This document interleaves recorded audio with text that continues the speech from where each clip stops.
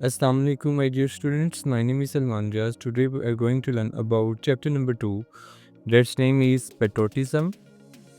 हुब्बुल वतनी। आज हम इसकी एक्सरसाइज को सॉल्व करेंगे। आइए अपने सबक का आगाज़ करते हैं मुसल इस्लाम की दुआ के साथ। रब्बी शरह ली सदरी वयस्सिर ली अमरी वहलुल उक़दतम मिन लिसानी यफ़क़हू क़ौली। क्वेश्चन नंबर सबसे पहले है रीडिंग एंड क्रिटिकल थिंकिंग की हम सॉल्व कर चुके हैं। पिछला लेक्चर यही था। बी पार्ट है इसका, choose the correct option for each question. The word patriot originates from the, ये रीडिंग कम्प्रीहेंशन में से है, तो from the Latin word patriota से निकला है। सेकंड ऑप्शन है which is considered commendable quality according to the text. Bravery, intelligence, patriotism, honesty, तो सी ऑप्शन से ही होगा। Who led the Muslims of subcontinent they struggled for a separate homeland? Qaid Muhammad Ali Jinnah. What are the supreme values for the patriot according to the test? Sovereignty, integrity, and honor. In which war did many brave soldiers lay down their lives for Pakistan? In the wars of 1965, 1971, and the Kargil War 1999. Next है आपके पास, read the following sentences and identify the cause and effect. Cause और effect के बारे में बताना है। First statement है patriots render sacrifice for the preservation and cause protection of the countries value.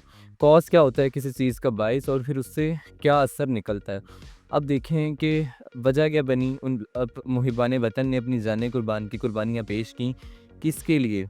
अब जो फॉर के बाद आपके पास है वो कॉज को ज़ाहिर करे, for the preservation and protection of the country. तो कॉज क्या आ जाएगी, patriots prioritise the country sovereignty, integrity and honour. तो इसमें कोज हमारे पास है preservation and protection of the country's value, और इफेक्ट इसका क्या है, पैट्रियोट्स रेंडर सेक्रीफाइस। ठीक है, they make sacrifice to preserve and protect these values. तो ठीक है, ये हमारे पास ये आ जाएगा इसका इफेक्ट। और सेकंड है during the wars of 1965 and 1971 many soldiers displayed great courage. अब इसमें क्या चीज़ ज़ाहिर हो रही है कि ड्यूरिंग द वार्स 1965 एंड 1971 की जंगों के दौरान बहुत से सिपाहियों ने अपनी जो है अजीम जुर्रत को ज़ाहिर किया, उसका मुजाहरा किया। अब यहाँ पर वजह क्या है, कॉज हमारे पास है जी वार ऑफ 1965 एंड 1971, और इफेक्ट इसमें क्या है, many soldier displayed great courage. अब यहाँ पर ये बेसिकली मैंने नहीं लिखा हुआ, किसी स्टूडेंट की बुक है तो उसने लिखा हुआ है। ठीक है, तो इसमें जो कॉज है आपके पास वो है मैनी सोल्जर्स, सॉरी कॉज है वार इसमें, और सोल्जर्स ने जो उसके रद्द-ए-अमल ज़ाहिर की है वो इसके पास इफेक्ट है। नेक्स्ट हमारे पास है D question, read the following statement and identify whether each is a fact और an opinion. Patriotism is the commendable quality. अब ये फैक्ट नहीं है बिकॉज यहाँ पर कोई स्पेसिफिक आपको नहीं बताया गया, ये एक ओपिनियन है। Many soldiers were awarded Nishan Haider for their bravery. बहुत सारे जो सिपाही हैं उनको निशान हैदर से नवाजा जाता है उनकी बहादुरी की वजह से, ये एक फैक्ट है। उसके बाद है ई क्वेश्चन है हमारे पास, read the following sentences and identify whether each is a generalised statement और an evidence based information. Evidence जब भी होगा तो आपको कोई भी चीज़ मुबहम अंदाज में बयान नहीं की जाएगी, क्लियरली जो चीज़ भी हो वो बयान की जाएगी। ठीक है, किसी शख्स का नाम है, जो भी है वो आपको एविडेंस के साथ बताया जाएगा। अब यहाँ वो कह रहा है many soldiers showed great bravery during the wars of 1965 and 1971। अब यहाँ सोल्जर्स के नाम नहीं है, तो एक जनरलाइज स्टेटमेंट है। अगर यहाँ नाम आ जाए जैसे कि major Tufail Mohammad was awarded Nishan Haider for his bravery in the 1965 war, अब नाम के साथ आपको बताया गया तो ये एविडेंस बेस्ड इंफॉर्मेशन है। नेक्स्ट हमारे पास read paragraph number 2 of the unit carefully and answer the following questions. Paragraph number 2 के बारे में है, एक आइए नज़र देख लेते हैं पैराग्राफ नंबर 2 क्या है। पैराग्राफ नंबर 2, पेट्रियोटिज्म आपको स्ट्रेंथ देता है, करेज देता है इंटरेस्ट को की हिफाजत करने के लिए, मुहिबान वतन के लिए सॉवरेनिटी, इंटेग्रिटी, ऑनर जो सुप्रीम वैल्यूज हो जिन पर कोई समझौता नहीं किया जा सकता। मुहिबान वतन जानें पेश करते हैं, कुर्बानियाँ पेश करते हैं इन इक़दार की हिफाजत के लिए। तो first of all what is the main idea of the text. Patriotism unimportant, ये तो बिल्कुल नहीं हो सकता। पेट्रियोटिज्म रिक्वायर्ड सेक्रीफाइस, देखते हैं हो सकता है कि नहीं। Patriotism is only about honour, नहीं। 3 वैल्यूज़ बताएंगे, इंटेग्रिटी, ऑनर, और आपके पास इंटेग्रिटी, सॉवरेनिटी एंड ऑनर, 3 चीज़ें हैं, तो ये भी नहीं हो सकता। Patriotism is about personal touch, ये तो बिल्कुल नहीं हो सकता, तो इसमें बीटा ऑप्शन ही सबसे बेस्ट है। Next, identify 2 values that are of supreme importance to a patriot according to the text.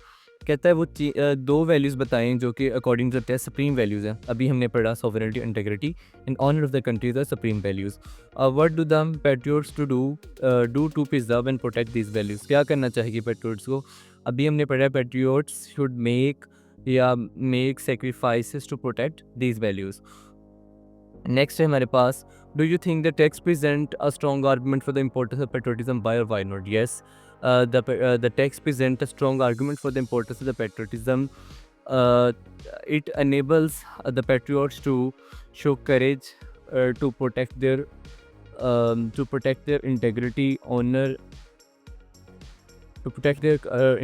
honor, that are the supreme values of his country or their country. ठीक है जी, ये हमारे पास था क्वेश्चन नंबर 4। नेक्स्ट स्टूडेंट्स, हमारे पास vocabulary का portion है जिसमें वो क्वेश्चन नंबर आपके पास ए है जी। वो कहते हैं reduce the inferred meanings of these words using text clues from the text. First of all हमारे पास वर्ड है कमेंडेबल। अब कमेंडेबल को टेक्स्ट में कहाँ पर इस्तेमाल किया गया है? इसमें ये फर्स्ट पैराग्राफ में लास्ट लाइन है, it is consider commendable quality. तो यहाँ पर कमेंडेबल वर्ड इस्तेमाल हुए। अब यहाँ से हमें एक चीज़ समझ आ रही है कि कमेंडेबल का मतलब होगा एडमायरेबल, काबिल तारीफ़, या फिर प्रेज वर्दी, या फिर मेरिटोरियस। ये सारे के सारे वर्ड इसके इन्फिनिट मीनिंग में आए थे। उसके बाद हमारे पास उसने कहा है कि टेक्स्ट क्लूज में बताया कि रेंडर कहाँ पर यूज़ हुआ है। तो रेंडर जो वर्ड है इसका मतलब होता है पेश करना। और यहाँ सेकंड पैराग्राफ में है आपके पास patriots render great sacrifice for the preservation protection of these values. यहाँ पर रेंडर इस्तेमाल हुआ है कि मुहिबान वतन जो है वो अपने वतन के लिए जाने पेश करते हैं, कुर्बानियाँ पेश करते हैं। तो रेंडर यहाँ पर क्या है आपके पास? डिलीवर या फिर ले डाउन। नेक्स्ट हमारे पास है वर्ड सेक्रीफाइस। इसी तरह से ये बुक के अंदर इसी लाइन से सेक्रीफाइस को लिया गया है। तो सेक्रीफाइस का मतलब होता है कुर्बानी। इसमें जो इन्फिनिट मीनिंग का जो एमुलेशन और ऑब्लेशन। उसके बाद वो कहता है कि आपके पास सेकंड पैराग्राफ के अंदर for a patriot the sovereignty integrity of the country the supreme values and which no compromise can be made. यहाँ पर वर्ड सॉवरेनिटी इस्तेमाल हुआ है। इसका क्या मतलब है? इसका मतलब खुद मुख्तारी, अथॉरिटी या फिर ऑटोनमी। स्टूडेंट नेक्स्ट हमारे पास है B part, use a dictionary to find the following information for each word. Next हमारे पास लिखा हुआ है यहाँ पर कमेंडेबल। कमेंडेबल की प्रोनाउंसिएशन इस तरह से है कमेंडेबल, और इसका पार्ट्स ऑफ स्पीच एडजेक्टिव है, उर्दू में नहीं काबिल तारीफ़ है, और इसका जो इंग्लिश में सिनोनिम्स है वो हम पहले डिस्कस कर चुके हैं। एटमोलॉजी में ये लैटिन वर्ड से निकला है जो कि है कमेंटियर। नेक्स्ट है हमारे पास वर्ड रेंडर। रेंडर की जो प्रोनाउंसिएशन है वो इस तरह से है, ठीक है। यहाँ पर स्ट्रेस है थोड़ा रेंडर, और इसका पार्ट्स ऑफ स्पीच वर्ब है। इसका मतलब होता है मीनिंग इसका पेश करना, फ्रेंच से निकला है, ये उसके स्पेलिंग है, ठीक है, रेंडरे। उसके बाद सेक्रीफाइस है। सेक्रीफाइस की प्रोनाउंसिएशन इस तरह से है, और ये लास्ट पर FAIS है, और ये पार्ट्स ऑफ स्पीच इसका वर्ब या नाउन है, मीनिंग इसका कुर्बानी है। लैटिन वर्ड से निकला है जो कि है सेक्रीफिशियम। नेक्स्ट है सॉवरेनिटी। सॉवरेनिटी की जो है प्रोनाउंसिएशन वो इस तरह से है, ये वी है, वी के बाद डॉट है एक, ठीक है, फिर उसके बाद RIN, इसके बाद डॉट है, मतलब कि यहाँ दोनों पे स्ट्रेस है। और पार्ट्स ऑफ स्पीच इसका नाउन है, उर्दू में इसका खुद मुख्तारी है, और ये फ्रेंच के लफ्ज़ सॉवरेनिटी से निकला है। नेक्स्ट हमारे पास है question number D, use a dictionary to find and write the different word patterns for the word sovereignty. Complete the chart below by identify the correct form of the word sovereignty and its related forms. First हमारे पास base form में sovereignty दिया गया है, इसका non भी sovereignty ही होता है। Adjective इसका सॉवरन है, एडवर्ब इसका सॉवरनली है, और जो वर्ब फॉर्म है वो भी सॉवरन है। फिर नेक्स्ट हमारे पास सॉवरेनिटी। सॉवरेनिटी जो है provides national independence. Sovereign, Pakistan में सॉवरन कंट्री या नाउन से पहले लगने वाली चीज़ एडजेक्टिव है, एडजेक्टिव का यूज़ हो गया। Sovereignly, Imran Khan acted sovereignly in his actions. अब यहाँ पर एक्टेड को मॉडिफाई करने वाली चीज़ एडवर्ब के तौर पर हो गया। Sovereign, the nation strive to sovereign its resources to के बाद फर्स्ट फॉर्म लगी है, तो यहाँ पर इसका काम वर्ब का हो गया। तो ग्रामर का इसमें टेंसेस के बारे में बात की गई है। टेंसेस जो हैं आप छोटी क्लासेस से सारे स्ट्रक्चर्स पढ़ते आ रहे हो, तो इसकी एक्सरसाइज करते हैं जी। ए पार्ट है हमारे पास, read the following passage carefully, underline the verbs and identify their tenses. Every morning Maria walks to school. अब मारिया वॉक्स टू स्कूल की प्रेजेंट इंडेफिनिट टेंस है, Yesterday he walked with her friend because her bike was broken. ये simple past tense है. Tomorrow she will ride her bike again. ये tomorrow वाला जो sentence होता है इंडेफिनेट है क्योंकि शेल के साथ फर्स्ट हम लगी हो तो कुछ इंडेफिनेट होता है. Maria has been attending this school for 3 years. अब ये प्रेजेंट परफेक्ट कंटिन्यूस टेंस है क्योंकि हैज़ बीन के साथ आईएनजी फॉर्म लगी है और साथ में सिंस फॉर है. फॉर मतलब फॉर 3 years मौजूद है. तो हमारे पास future sorry present perfect continuous tense है. एंड शी लव्स इट और ये प्रेजेंट परफेक्ट टेंस है. लव्स इसमें आपके पास वर्ब है. By the end of this year she will have completed her primary education. Will have completed तो ये फ्यूचर परफेक्ट टेंस है. नेक्स्ट हमारे पास है इसका सी वाला देखिएगा ज़रा. Read the event listed below. Identify the tense used in each event. Place the events on the timeline in the correct sequence based on their tenses and the given dates. Even है हमारे पास event जो है वो हमारे पास है. First I will have graduated from the university by next June. इसमें जो टेंस इस्तेमाल हुआ है वो है विल हैव के साथ थर्ड फॉर्म लगी है तो future perfect. I am studying for my exam right now. अब यहाँ राइट नाउ है तो ये present continuous tense. I visited Karachi 2 years ago.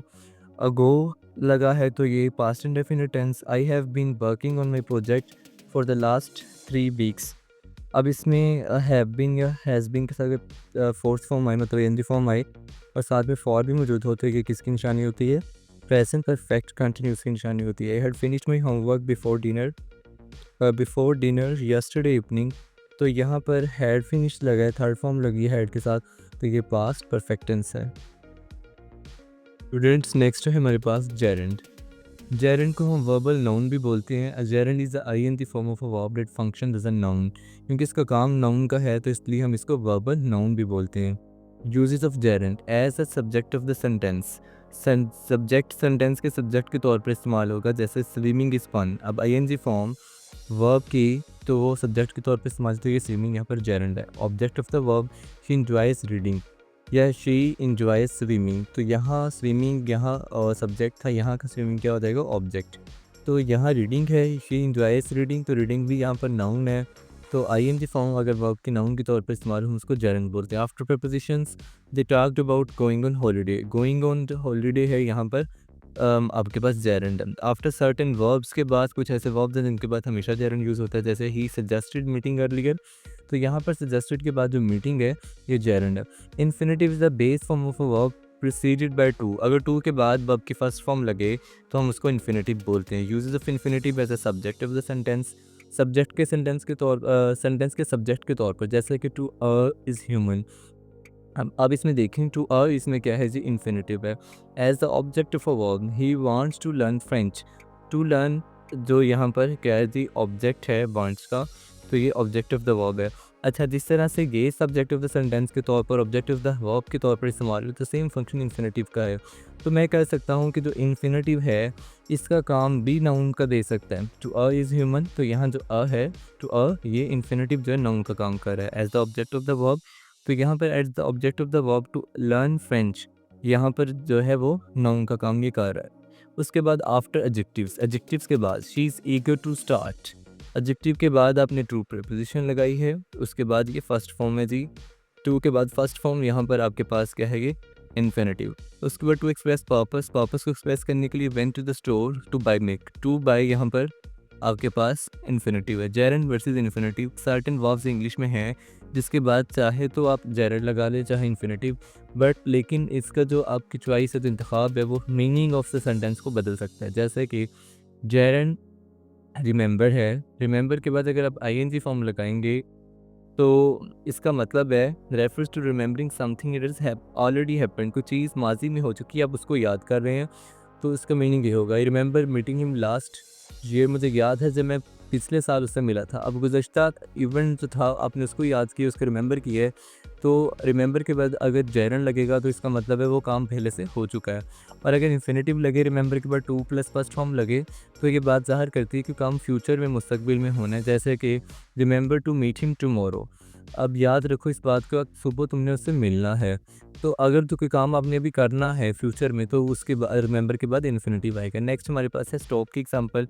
Stop में जेरेंट स्टॉप के बाद अगर आईएनजी फॉर्म लगे तो ये रेफर करता है सीजिंग एन एक्टिविटी, किसी काम के रुक जाने को। जैसे ही stopped running when it started to rain, जब बारिश शुरू हुई तो उसने उस काम को बंद कर दिया, स्टॉप कर दिया, मुकम्मल बंद कर दिया। और इन्फिनिटिव अगर स्टॉप के बाद टू प्लस वर्ब के फर्स्ट फॉर्म लगे, refer to pausing an activity in order to do something else. He stop to run when it started to rain, he passed what he was doing, कि जो वो कर रहा था उसने उस काम को रोक दिया है और उसने उसको पास किया है इस एक्टिविटी क्योंकि कुछ और चीज़ करने के लिए। तो यहाँ पर क्या है जी, वो इन्फिनिटिव है। कुछ और करने के लिए किसी काम, पहले काम को छोड़ देना, वो मीनिंग देता है इन्फिनिटिव का। नेक्स्ट आपके पास ट्राई है। ट्राई अगर जेरन, ट्राई के बाद जेरन लगेगा तो refers to experimenting with something to see if it solve the problem has desired effect. इस प्रॉब्लम को सॉल्व करने के लिए अगर जो आप एक्सपेरिमेंट टाइप कुछ करते हो तो उसके बाद ट्राई के बाद आप जेरन को यूज़ करेंगे। जैसे ट्राई स्टार्टिंग योर कंप्यूटर, अब ये एक एक्सपेरिमेंट टाइप ही है, experiment with starting to see if it fixes the problem और नॉट। नेक्स्ट है आपके पास इन्फिनिटिव। ट्राई के बाद टू प्लस फर्स्ट फॉर्म लगाएं तो ये ज़ाहिर करता है making an effort to do something different, कुछ करने के लिए कोशिश करने को जो है आप उसमें ट्राई के बाद इन्फिनिटिव लगाते हो। उसके बाद first form I try to finish my work on time, मैं कोशिश करूँगा कि अपने वक्त को मुकम्मल वक्त पर अपने काम को ख़त्म कर दूँ। तो अब यहाँ एफ़र्ट को ज़ाहिर कर रहा है, ठीक है, कुछ काम करने की कोशिश को ज़ाहिर कर रहा है कि आपने कोई ना कोई एफ़र्ट ज़रूर की है। उसके बाद फॉरगेट, फॉरगेट का अगर इसके बाद जेरंड आएगा तो ये ज़ाहिर करता है forgetting is something happen in the past, कुछ चीज़ माजी में हुई थी। जैसे रिमेंबर में हमने कहा था कि उसके बाद जेरंड आएगा तो वो कुछ चीज़ पहले हो चुकी थी। इसी तरह से फॉरगेट के लिए भी अगर बाद में जेरंड आएगा तो चीज़ पहले हो चुकी थी। जैसे I will never forget meeting you. तो अब यहाँ पर ये जो पास्ट में सेंटेंस है उसके बारे में बता रहा है कि वो चीज़ माजी में हुई थी। नेक्स्ट है इन्फिनिटिव। अगर फॉरगेट के बाद टू प्लस फर्स्ट फॉर्म हो तो ये ज़ाहिर करता है forgetting to do something in future, कि आप फ्यूचर में कुछ चीज़ भूल जाओगे। Don't forget to lock the door, दरवाजे को लॉक करना मत भूलना। अब ये किसी फ्यूचर के लिए है तो इसमें आप इन्फिनिटिव यूज़ करोगे। रिग्रेट है उसके बाद, रिग्रेट के बाद अगर जेरेंड आएगा refers to feeling sorry about something that is already happened. अच्छा, ज़्यादातर जो जेरेंड वाला केस है उसमें यही है कि अगर आप जेरेंड यूज़ करते हो किसी वर्ड के बाद, वो पास्ट के इवेंट को शो करता है। जैसे I regret telling her the truth, मुझे मतलब अफसोस है कि मैंने उसे सच बता दिया। Infinitive regret to plus verb, ये ज़ाहिर करता है कि कोई चीज़ आप कुछ कहने जा रहे हो उसके बारे में आपको सॉरी रिग्रेट फील हो रहा है। जैसे we regret to inform you that your application was unsuccessful, आपको मुझे बताते हुए क्या है जी, रिजेक्ट है, जो तुम्हारी एप्लीकेशन थी वो सक्सेसफुल नहीं है। गो ऑन के बाद अगर आई इन दी फॉर्म लगाते हैं तो refers to continue the same activity, कि जो आप काम कर रहे हो उसको कंटिन्यू रखो, उसको कैरी ऑन रखो, कीप ऑन रखो। Go on. He went on walking, he went on talking, he continue talk, कि वो बात करता ही गया। उसके बाद infinity go on to plus verb अगर लगाएं refers to moving on a different activity, कि आप कुछ काम कर रहे थे वहाँ से हट के किसी और काम की तरफ चले गए हो।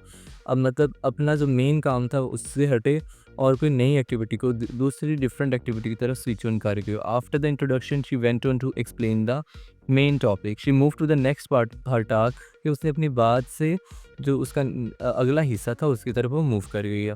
अब इसमें इन्फिनिटिव और जेरेंड की आपको अच्छे से समझ आ गई होगी। नेक्स्ट हमारे पास participles. Participles are the verb forms use in adjectives. Adjectives के तौर पर जो वर्ब फॉर्म्स इस्तेमाल होती हैं उसको पार्टिसिपल्स बोलते हैं। इसकी दो टाइप्स हैं बड़ी, एक है प्रेजेंट पार्टिसिपल और एक है पास्ट पार्टिसिपल। प्रेजेंट पार्टिसिपल में वर्ब के फर्स्ट फॉर्म के साथ आईएनजी लगता है और पास्ट पार्टिसिपल में वर्ब की थर्ड फॉर्म होती है जिसमें यूजुअली ईडी या ईएन आता है। एडजेक्टिव के तौर पर इसका यूज जैसे the running water was cold, water इसमें नाउन है, नाउन से पहले लगने वाली चीज़ एडजेक्टिव होती है। तो ये आईएनजी फॉर्म, ये present participle. To form the continuous progressive tenses, जैसे दे वर लाफिंग, अब इसमें लाफिंग जो है आईएनजी फॉर्म है, वर्ब के तौर पर भी इस्तेमाल होता है, तो यहाँ पर ये प्रेजेंट पार्टिसिपल है। In participle phrases, running down the street he met an old friend.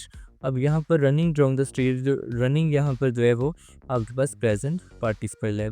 उसके बाद the crying baby walk every one up, तो यहाँ पर जो बेबी नाउन है, नाउन से पिछले लगने वाली चीज़ क्या होती है जी, एडजेक्टिव के तौर पर काम करती है।